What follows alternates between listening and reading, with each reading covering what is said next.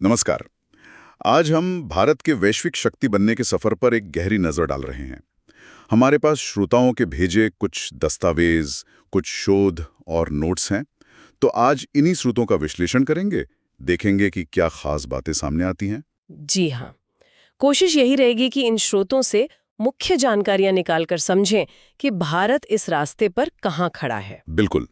तो चलिए शुरू करते हैं। अर्थव्यवस्था, सैन्य ताकत, कूटनीति, सामाजिक पहलू, सब पर बात करेंगे, जैसा इन स्रोतों में दिया गया है। तो सबसे पहले आर्थिक तस्वीर क्या उभरती है इन स्रोतों से?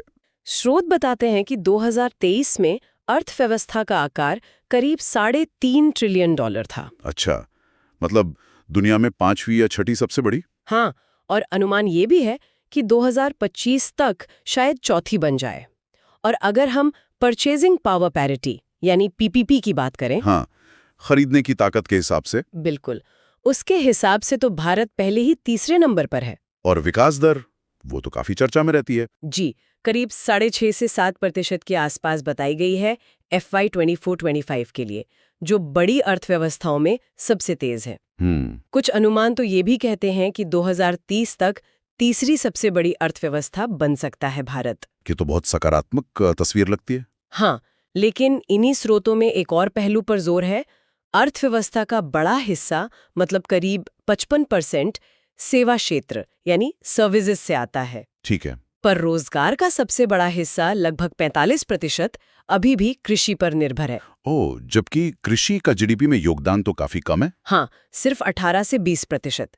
तो ये एक, आप कह सकती हैं, संरचनात्मक चुनौती है। और वो मेक इन इंडिया जैसी नीतियां, उनका क्या असर दिख रहा है? कोशिश यही है कि विनिर्माण यानी मैन्युफैक्चरिंग को बढ़ावा मिले, जो अभी जीडीपी का सिर्फ 12-14% है, उसे बढ़ाने पर जोर है। और बुनियादी ढांचे की बात करें तो स्रोत क्या कहते हैं? उसमें तो काफी काम हुआ लगता है। हाँ, उसमें तो जबरदस्त उछाल दिख रहा है, जैसे राष्ट्रीय राजमार्गों का नेटवर्क। हाँ, सड़कें तो बहुत बनी हैं। बिल्कुल, अब दुनिया का दूसरा सबसे बड़ा नेटवर्क हो गया है, करीब 1,46,000 किलोमीटर। हवाई अड्डे भी दोगुने से ज्यादा हो गए, 74 से बढ़कर 157। अच्छा। और मेट्रो रेल नेटवर्क भी तेजी से बढ़ा है, करीब 993 किलोमीटर तक। और गांव तक बिजली, इंटरनेट? बिजली तो लगभग हर गांव पहुंच गई है, और करीब 93% गांव तक ब्रॉडबैंड कनेक्टिविटी भी। और यूपीआई जैसी डिजिटल चीजें तो हैं ही, हाँ, वो तो वाकई क्रांति है, जो भारत की डिजिटल प्रगति दिखाती हैं। लेकिन क्या सब कुछ इतना ही अच्छा है?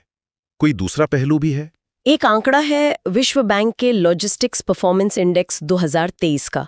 उसमें भारत 139 देशों में 38वें स्थान पर था। मतलब सामान लाने ले जाने, लॉजिस्टिक्स में अभी भी सुधार की गुंजाइश है? जी हाँ, सुधार की काफी गुंजाइश है। तकनीक और नवाचार में देखें तो भारत आईटी सेवाओं के निर्यात में तो आगे है। पेटेंट फाइलिंग भी तेजी से बढ़ी है। और यूनिकॉर्न्स भी तो बहुत हैं। हाँ, 100 से ज्यादा यूनिकॉर्न है। दुनिया के टॉप देशों में शामिल है भारत। लेकिन एक अहम बात जो स्रोत उठाते हैं, वो है R&D पे खर्च, रिसर्च और डेवलपमेंट पर। हाँ, वो अभी भी जीडीपी का सिर्फ 0.7% के आसपास है। ओह, ये तो काफी कम लगता है। बिल्कुल, खासकर अगर चीन से तुलना करें, जो 2 से 3% खर्च करता है। ये मेक इन इंडिया के लक्ष्य के लिए एक संभावित बाधा हो सकती है। तो अर्थव्यवस्था की ये मिलीजुली तस्वीर है। ठीक है, अब जरा सैन्य ताकत और रणनीति की बात करें। रक्षा बजट का क्या जिक्र है? स्रोत बताते हैं कि भारत का रक्षा बजट दुनिया के टॉप 5 में है। कितना है लगभग? करीब $86.1 बिलियन, 2024 का आंकड़ा है। और इसमें स्वदेशीकरण मतलब आत्मनिर्भर भारत का क्या असर दिख रहा है? उस पर जोर तो बढ़ा है। अब लगभग 65% रक्षा खरीद भारतीय कंपनियों से ही हो रही है। रक्षा निर्यात भी बढ़ रहा है। सेना का आधुनिकीकरण, जैसे नए हथियार, जहाज, हाँ, वो भी चल रहा है। राफेल जेट्स आए हैं, स्वदेशी तेजस लड़ाकू विमान बन रहे हैं, INS मक्रांत विमान वाहक पोत शामिल हुआ है, अरिहंत परमाणु पनडुब्बी भी। ये तो महत्वपूर्ण उपलब्धियां हैं। बिल्कुल, लेकिन स्रोत एक और बात पर भी इशारा करते हैं। भारत अभी भी हथियारों के लिए काफी हद तक विदेशी आपूर्तिकर्ताओं पर निर्भर है। अच्छा। हाँ, दुनिया का दूसरा सबसे बड़ा हथियार आयातक है भारत, और तीनों सेनाओं, थल सेना, वायुसेना, नौसेना के बीच जो तालमेल है, मतलब जॉइंट कमांड स्ट्रक्चर्स, वो अभी भी पूरी तरह विकसित हो रहे हैं। और रणनीतिक तौर पर भारत की स्थिति इंडो पैसिफिक क्षेत्र में? वहां भारत एक प्रमुख खिलाड़ी के रूप में उभर रहा है, ऐसा स्रोत मानते हैं, खासकर क्वाड के जरिए। यानी अमेरिका, जापान, ऑस्ट्रेलिया के साथ मिलकर। जी हाँ, और हिंद महासागर के लिए सागर नीति है, security and growth for all in the region, जो भारत की भूमिका पर जोर देती है। और बड़ी शक्तियों के साथ रिश्ते, अमेरिका और रूस, चीन। भारत एक तरह से संतुलन साधने की कोशिश कर रहा है। अमेरिका के साथ साझेदारी गहरी हुई है, खासकर रक्षा और तकनीक में। और रूस के साथ? वो तो पुराना साथी रहा है। हाँ, रूस के साथ ऐतिहासिक, विशेष रणनीतिक साझेदारी जारी है। हथियार आपूर्ति, सस्ता तेल, ये सब चल रहा है। लेकिन चीन? चीन के साथ, जैसा कि स्रोत साफ बताते हैं, सीमा पर तनाव के कारण रिश्ते तनावपूर्ण बने हुए हैं। ठीक है, अब आते हैं कूटनीति और सामाजिक कारकों पर। वैश्विक मंच पर भारत की भूमिका कैसी दिखती है? भारत बहुपक्षीय मंचों पर काफी सक्रिय है। संयुक्त राष्ट्र में शांति सेना में सबसे बड़ा योगदान करता है। G20 की अध्यक्षता की 2023 में, ब्रिक्स, SCO, इन सब में सक्रिय भागीदारी है। और वो UNSC में स्थायी सीट की दावेदारी? हाँ, उसके लिए भी जोर लगा रहा है भारत। दक्षिण एशिया में भारत की स्थिति पड़ोसियों के साथ? देखिए, पारंपरिक रूप से भारत का दबदबा रहा है, लेकिन अब चीन की बेल्ट एंड रोड इनिशिएटिव यानी BRI से एक नई चुनौती मिल रही है। तो भारत क्या कर रहा है? भारत अपने नेबरहुड फर्स्ट नीति के जरिए संतुलन बनाने की कोशिश कर रहा है। अब आते हैं भारत की एक बहुत बड़ी ताकत पर। इसका जिक्र अक्सर होता है, यहाँ की युवा आबादी। हाँ, ये बहुत महत्वपूर्ण है। औसत आयु सिर्फ 28 साल के करीब है। और कामकाजी उम्र वाली आबादी? लगभग 68% लोग 15 से 64 साल के बीच हैं। इसे ही जनसांख्यिकीय लाभांश या डेमोग्राफिक डिविडेंड कहते हैं। ये तो सुनने में एक बहुत बड़ा अवसर लगता है। अवसर तो है बिल्कुल, लेकिन स्रोत कुछ चेतावनियां भी देते हैं। इस विशाल युवा आबादी के लिए अच्छी गुणवत्ता वाले, मतलब ढंग के रोजगार भारी संख्या में पैदा करने होंगे। और अभी क्या स्थिति है रोजगार की? अभी भी 90% से ज्यादा रोजगार अनौपचारिक क्षेत्र में है, असंगठित। ये एक बड़ी चुनौती है। और महिलाओं की भागीदारी? वो भी एक चिंता का विषय है। श्रम बाजार में महिलाओं की भागीदारी काफी कम है, सिर्फ 26% के आसपास। शिक्षा और स्वास्थ्य के मोर्चे पर? आबादी अत्यधिक गरीबी में है और आय असमानता बहुत ज्यादा है।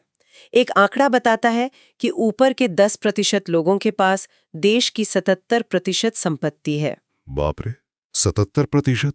ये तो बहुत ज्यादा है। जी हाँ, ये असमानता विकास के लिए एक बड़ी चुनौती है। तो अगर हम अमेरिका और चीन जैसी शक्तियों से तुलना करें, जैसा कि स्रोत कुछ हद तक करते हैं, हाँ, तो भारत कहाँ ठहरता है? हाँ, तुलना करें तो भारत की GDP 3.55T अभी अमेरिका 27.4T और चीन 17.8T से काफी कम है। और सैन्य खर्च में भी बड़ा अंतर होगा। बिल्कुल, भारत का $86 बिलियन का बजट अमेरिका के लगभग $997 बिलियन और चीन के $314 बिलियन के सामने काफी कम है। तकनीक और वैश्विक पहुंच में भी अभी बड़ा फासला है। तो संक्षेप में स्रोत भारत के महाशक्ति बनने की राह में मुख्य बाधाएं क्या बताते हैं? मुख्य बाधाएं हैं कहीं बहुत अच्छा तो कहीं बहुत कमजोर बुनियादी ढांचा, व्यापक गरीबी और बढ़ती असमानता, नौकरशाही की कुछ अड़चनें और नीतिगत बाधाएं, और साथ ही सामाजिक और पर्यावरणीय दबाव, जैसे प्रदूषण, जलवायु परिवर्तन का खतरा। हाँ, और सामाजिक तनाव भी। ये सब कारक हैं। तो कुल मिलाकर इन स्रोतों से क्या निष्कर्ष निकलता है? भारत तेजी से आगे बढ़ तो रहा है। हाँ, ये स्रोत यही दर्शाते हैं कि भारत आर्थिक और रणनीतिक रूप से निश्चित रूप से तेजी से आगे बढ़ रहा है।